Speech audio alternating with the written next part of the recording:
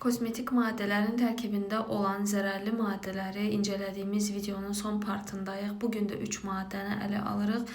Bunlardan birincisi fragrans və yaxud da parfümlərdir. Belə ki, bir çox məhsulun tərkibində bu şampun da ola bilər, duş geli və yaxud da krem. Əgər gözəl iyi verirsə sizə, bilin ki, bu maddələr, yəni fragranslar onun tərkibində var. Adətən bunların hansı tərkibə malik olduğu çox vaxt gizli qalır.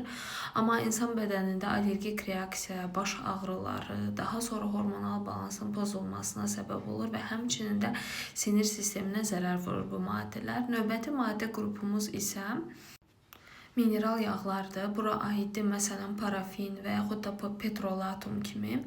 Bu maddələr isə dəri üzərində film kimi bir təbəqə yaradırlar və nəticədə dəri məsamələrini bağlayırlar və dərinin nəfəs almasının, dərinin daha doğrusu özünün mübadiləsi ilə toksinləri atmasının qarşısını alırlar və uzun vədədə də xroniki dəri problemlərinə gətirib çıxarırlar.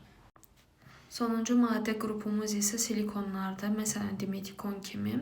Bu maddələr də yenə dərinin üzərini örtürlər bir təbəqə kimi və ümumiyyətlə bunlar bioloji parçalanmırlar. Yəni bu maddələr məsələn üzünüzü yuduğunuz zaman bu suyla kanalizasiyaya, oradan da okeana gedir və amma bunlar heç bir şəkildə parçalanmırlar. Yəni olduqları şəkildə var olmağa davam eləyirlər və digər canlılara da zərər vururlar.